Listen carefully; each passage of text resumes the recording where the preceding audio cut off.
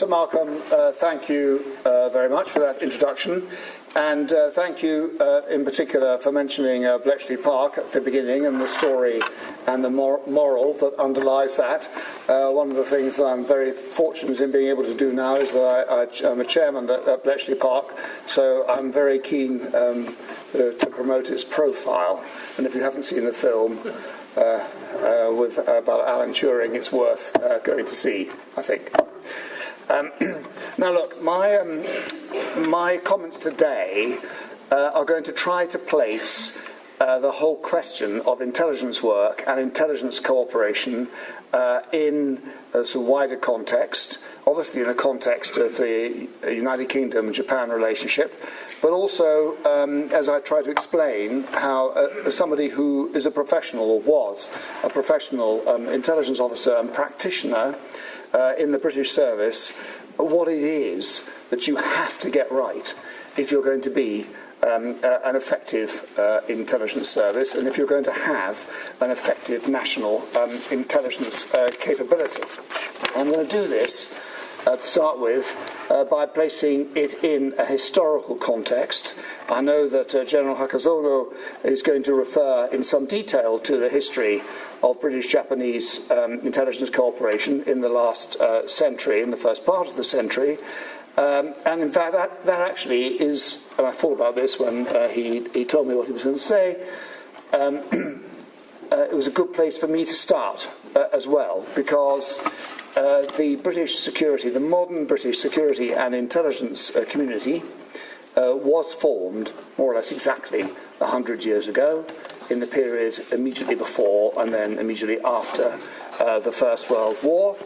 The Security Service MI5 and the Secret Intelligence Service, my service, can trace their continuous history back to 1909, and GCHQ can trace it back to 1921, in their case when they were called the Government Code and Cipher School, who actually did the work at Bletchley Park. Now, I've studied the history and was keen to promote that when I was chief of the service, because it tells you a lot about the modern day. And it's difficult, for secrecy reasons, as Sir Malcolm has said, to talk too much about what goes on now. It's easier to talk about what's happened in the past, and that gives you some facts. And if you want to avoid the James Bond trap, then you do actually need to have a reality check as to what really happens. So we got as much of our history out into the public domain as we could. And it's very clear when you look at the history that more or less from the beginning, the British services sort of worked according to certain principles and were organised according to certain principles which are actually, surprisingly, the basis for effective intelligence work. And they, for that reason, have continued to manifest themselves in the way they work and the way they're organised to today. And I thought I'd just illustrate that point by going through some of these essential characteristics, because we can talk a lot about intelligence cooperation, but there's not much point having intelligence cooperation if you don't have intelligence in the first place. You actually have to have the product. You have to have an effective collection capability, and good intelligence, good secret intelligence, which is what we're talking about. You don't get it from the newspapers. You simply don't. You have it from your own special controlled sources, whether they're human sources, they're technical sources, or whatever. And you have to manage that, identify them, run them, manage the operations according to a whole lot of rules and regulations and good practice, which can only be done within a professional context by a professional organisation which understands the culture of good intelligence work. And that was there, or you can see it developing from the very beginning in 1909 on a very small scale to start with, and it's just continuously been there ever since in the work of the Secret Intelligence Service in particular, and then that developed in the Government Code and Cipher School and GCHQ and so on. So from the very beginning, the emphasis in the British community has been on collection. Because, you can do analysis, but only if you have the stuff in the first place. Analysis comes separate. And in the British community, analysis is kept quite separate from collection. And indeed, my former service doesn't do analysis, which is very unusual in the global intelligence experience.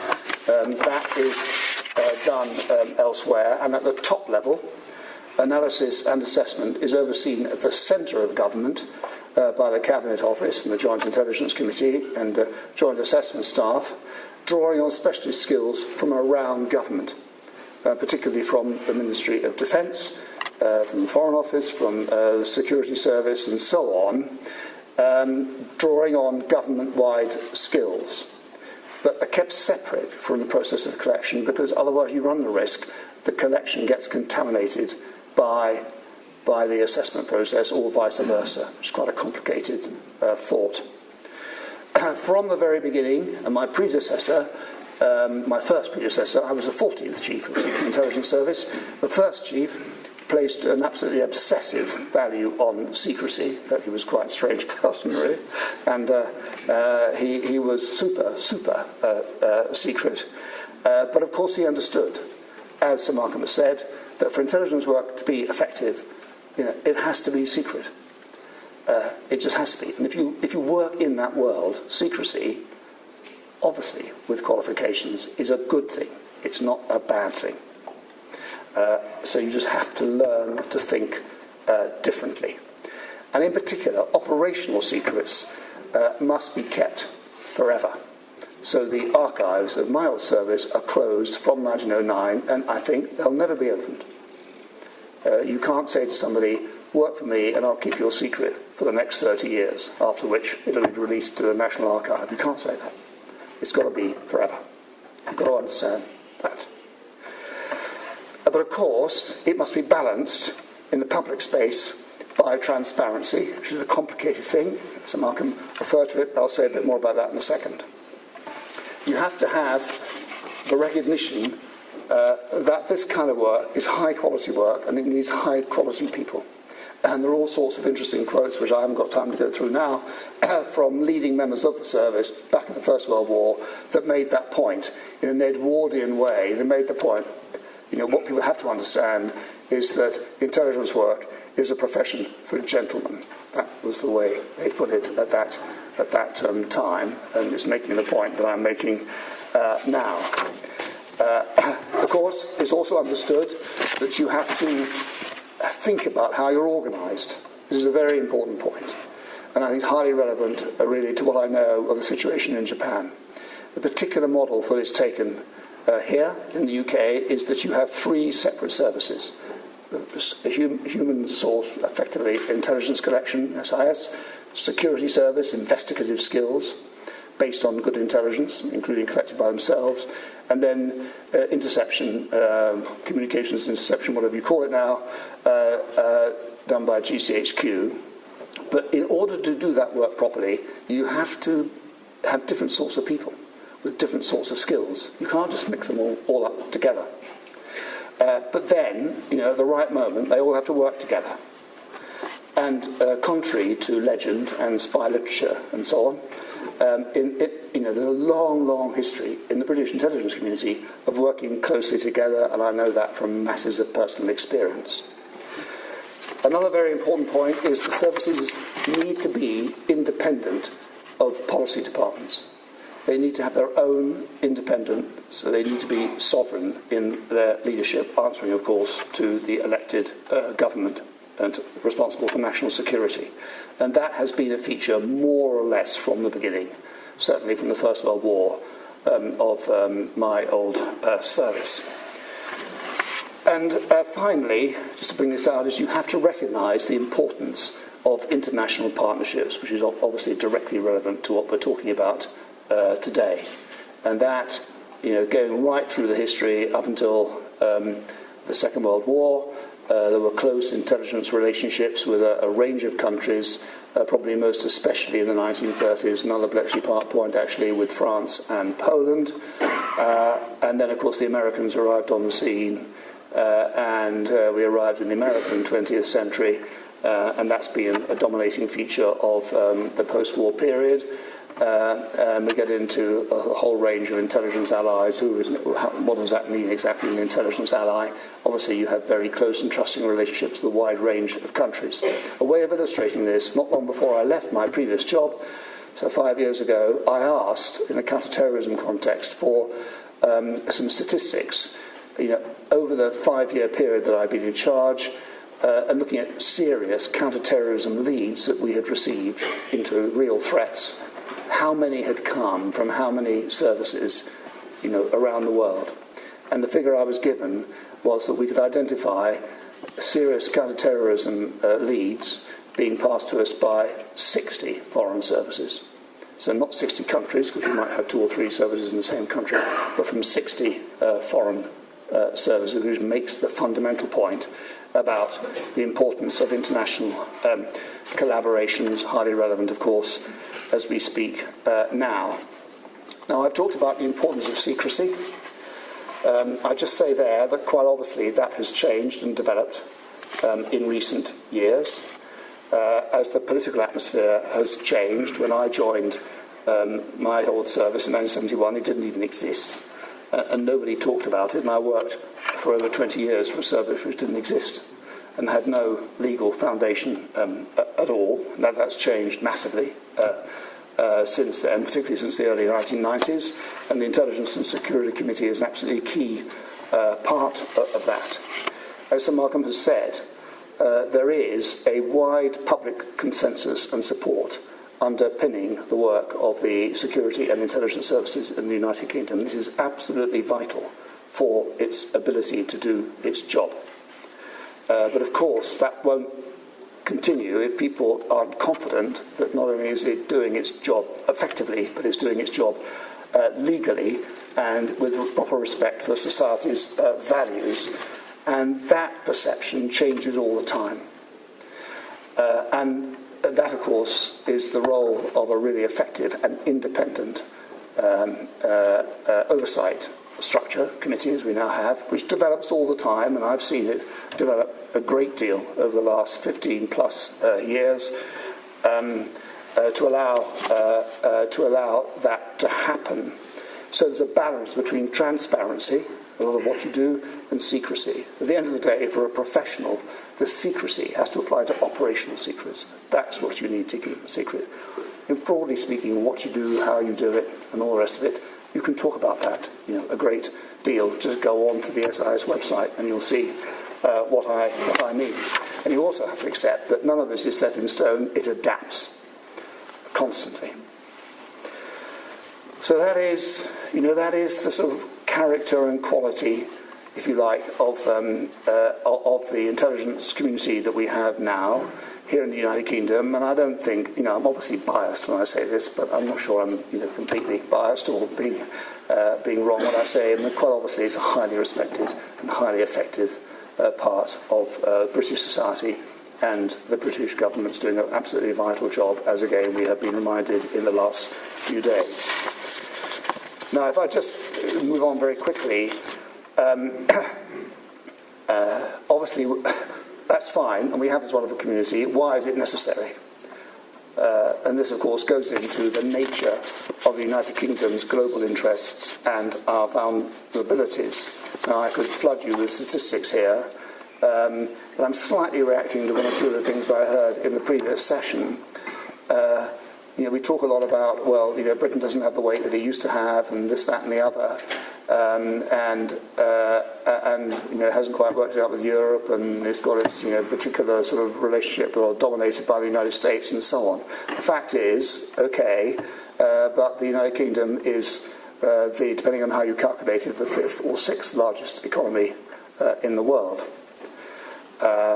and so that's why I never personally accept, and never did accept, this idea that we were a middle-sized power, because I wonder what that made of the other 190 countries around the world.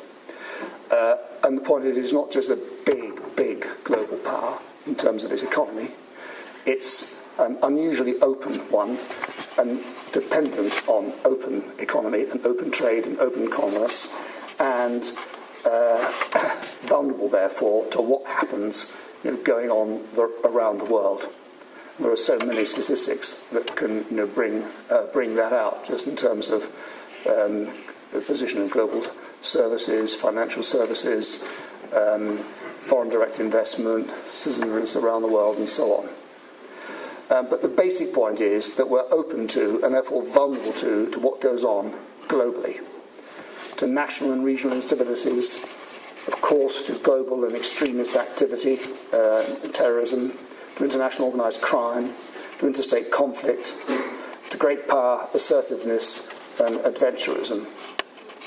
And those are the broad categories. And of course, at the present moment, if we break that down into specific issues that we have to worry about at the moment, I'll mention straight away international terrorism, because quite clearly that is powerfully at the top of the agenda.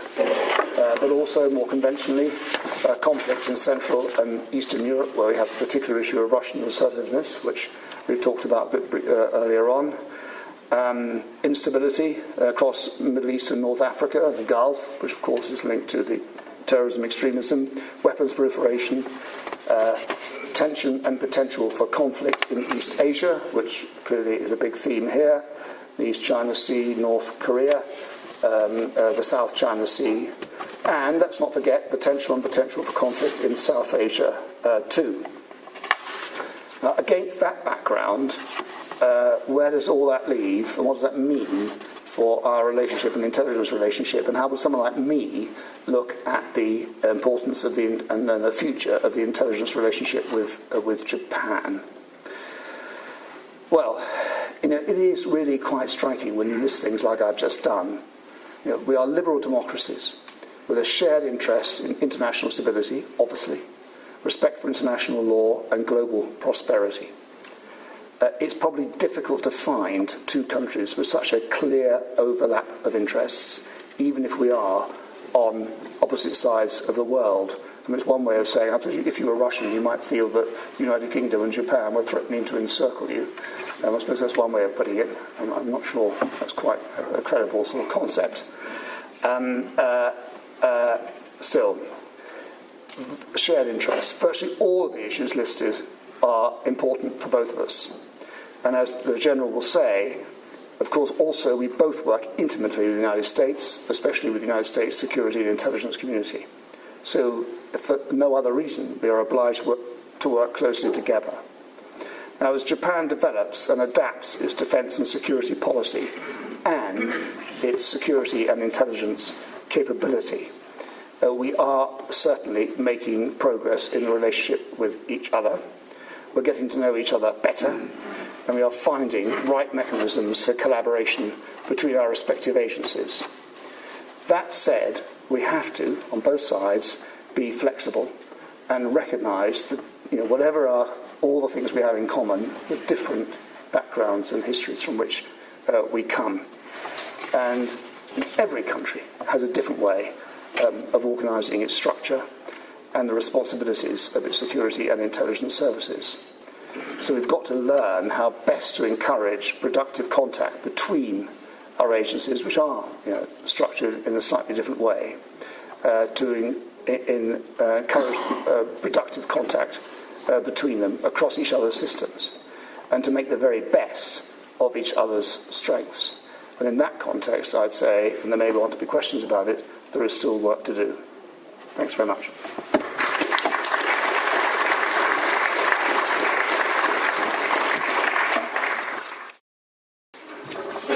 Good afternoon, ladies and gentlemen. I am Kenichiro Hokazono, former Chief of Staff of Japan Air Self-Defense Force. It's a great honor for me to have a chance to participate into this conference as a counterpart of Sir John Scarlett, former Chief of Secret Intelligence Service, with the moderator, Sir Malcolm Rifkin, former Secretary of State for Defense, and Foreign Secretary.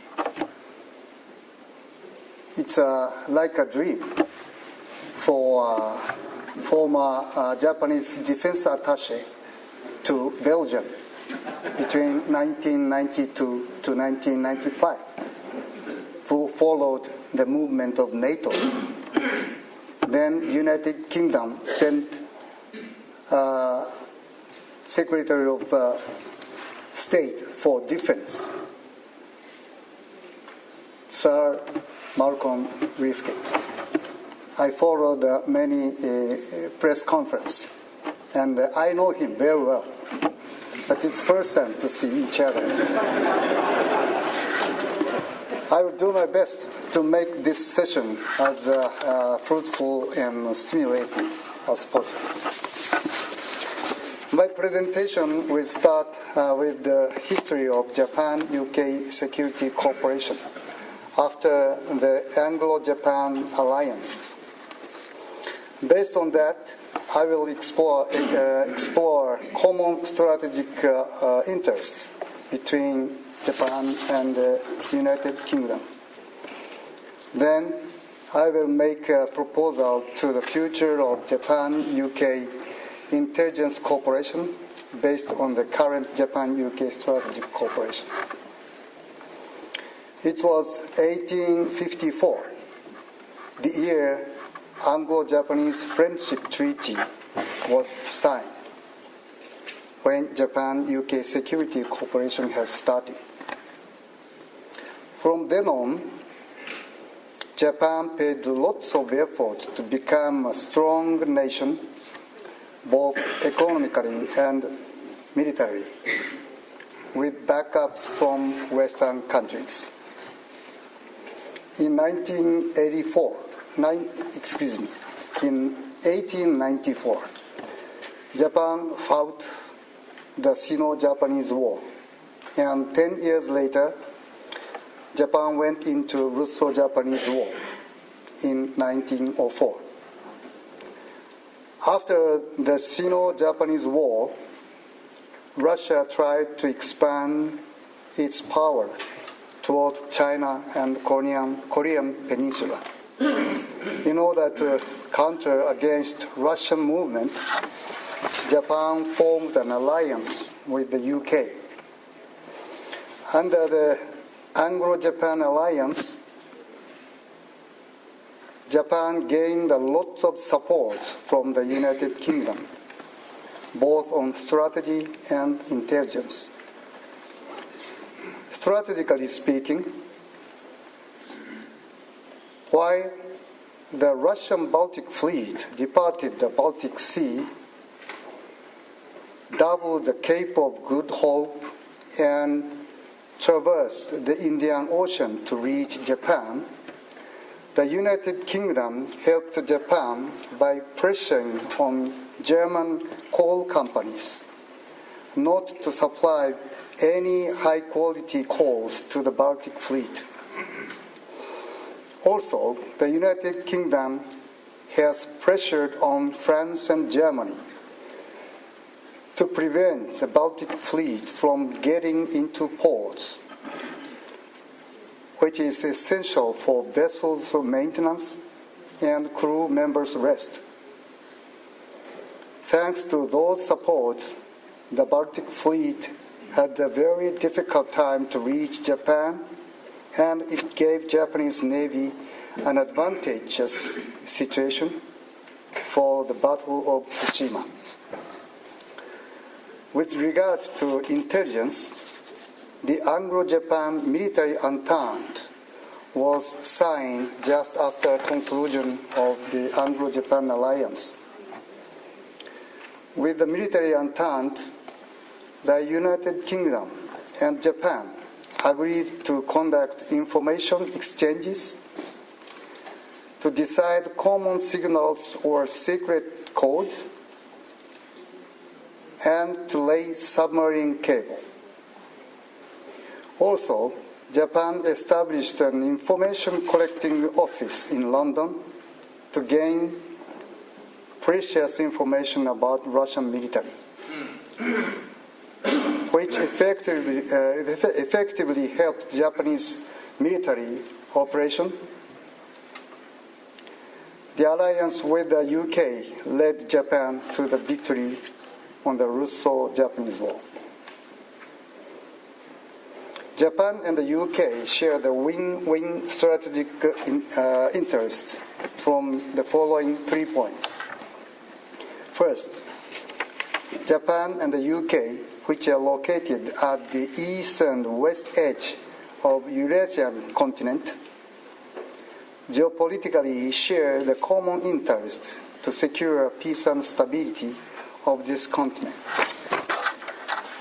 China is aggressively increasing its military power, and it's taking provocative action in East China Sea, South China Sea, and West Pacific.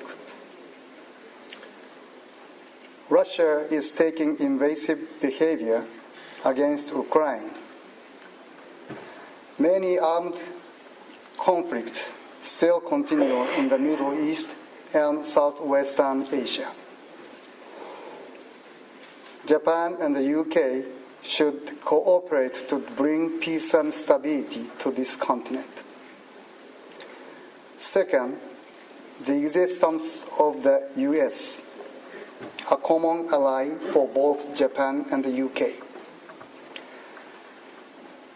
Since the end of the World War II, the Japan-US alliance has been playing an extremely important role for defense of Japan as well as stability of Asia.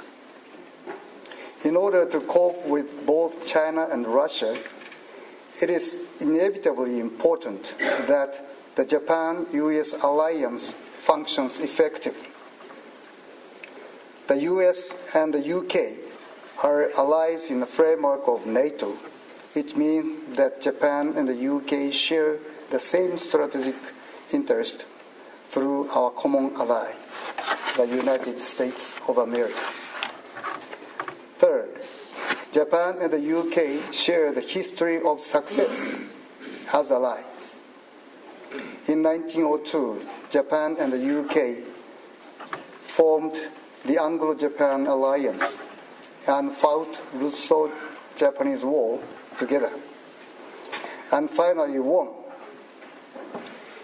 The history of success built unshakable trust between Japan and the UK. For Japanese citizens and government, the UK is one of the top states that are trustworthy to formulate strategic cooperative relationship.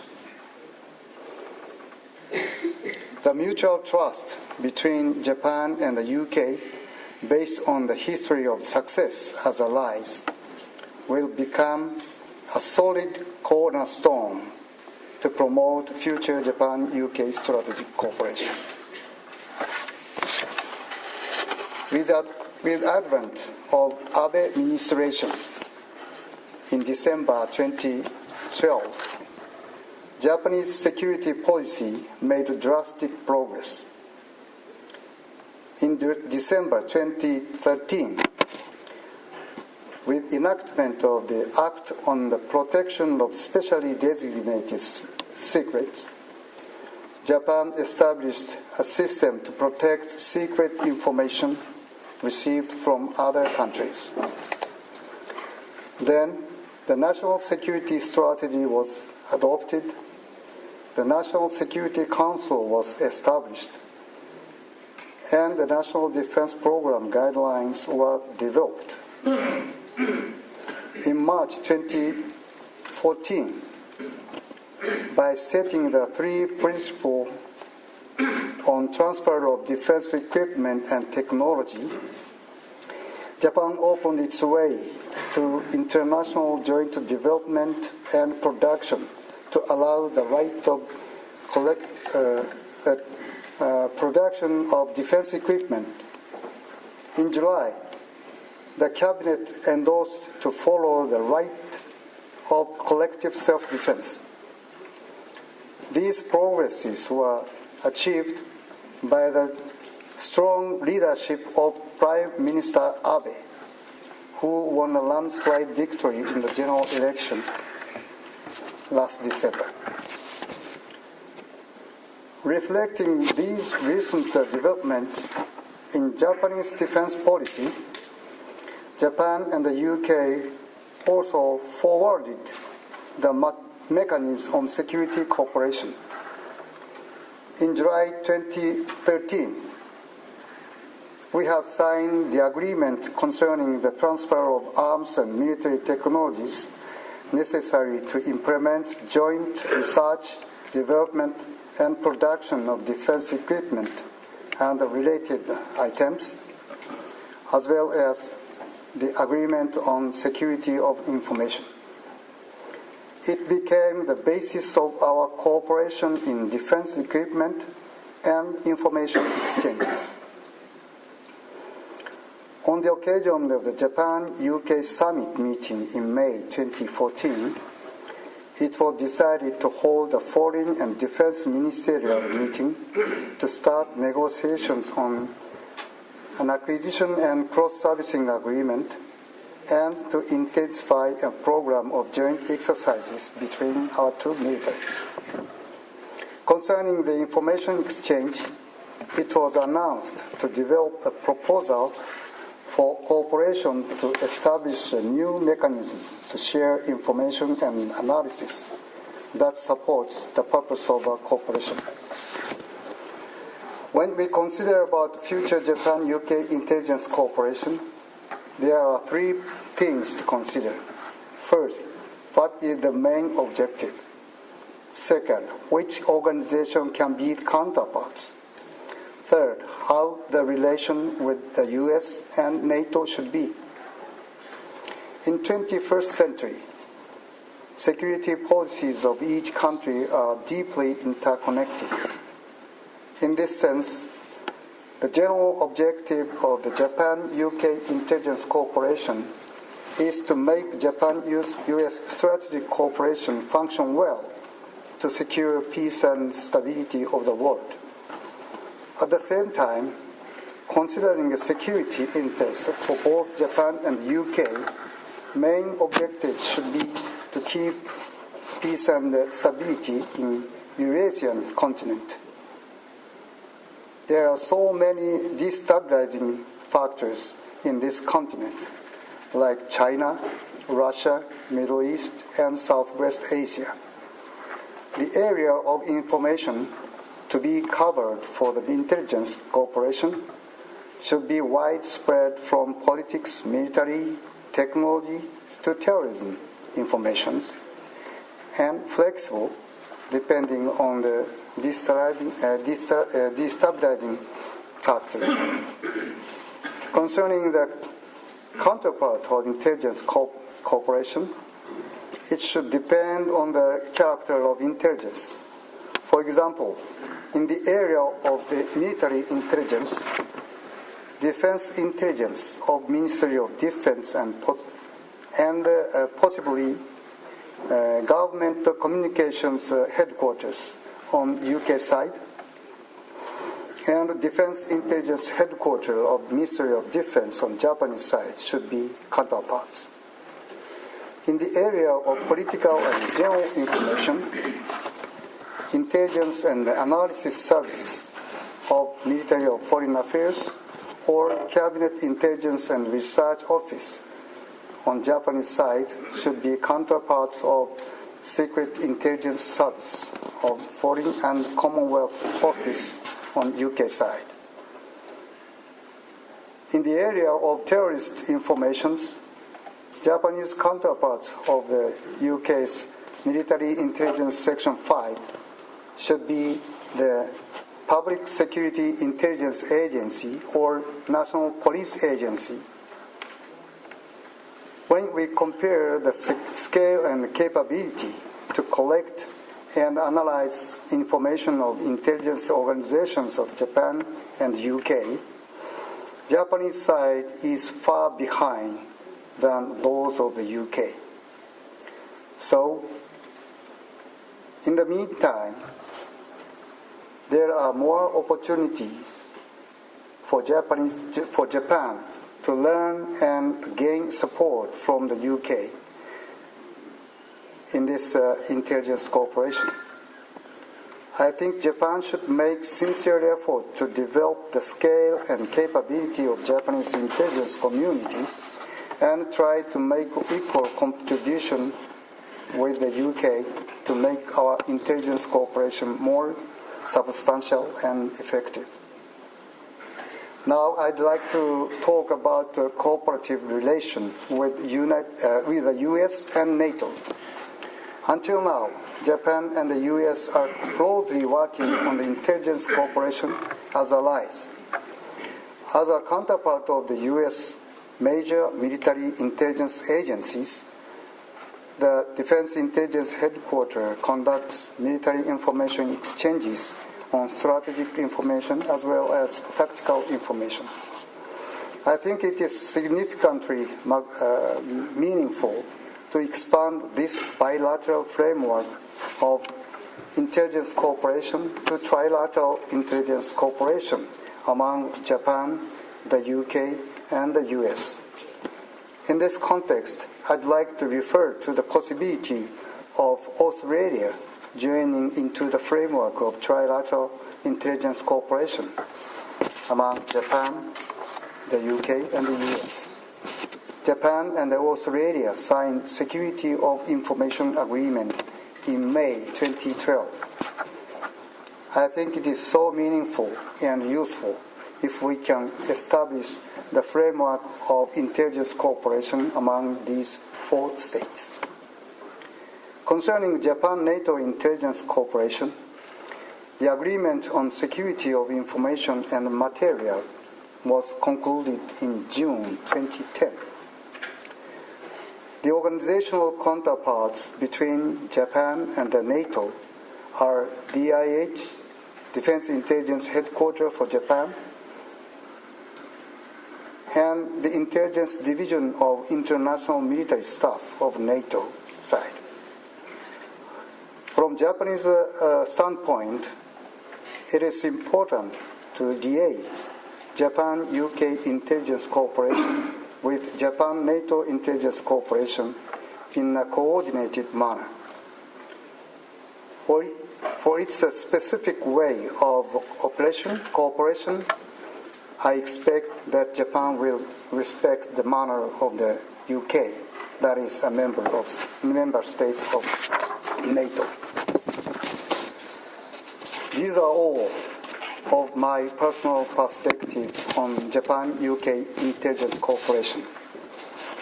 Now I'd like to conclude my speech by quoting the Right Honourable the Lord Palmerston, a great politician of the UK. He once said, "We have no eternal allies, and we have no perpetual enemies.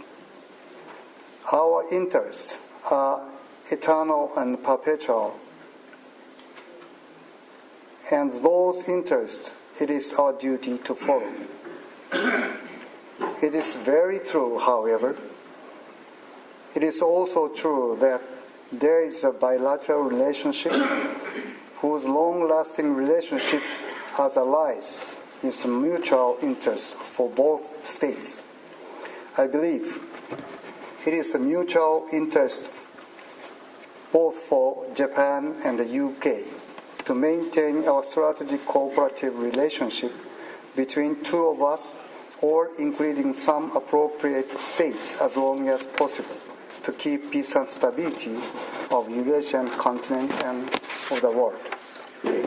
The intelligence cooperation is an indispensable cornerstone to promote strategic cooperative relation between Japan and the UK.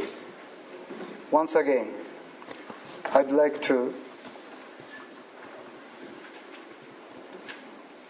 emphasize that it is a serious responsibility for Japan to develop the scale and capability of Japanese intelligence community to promote our substantial and effective cooperation.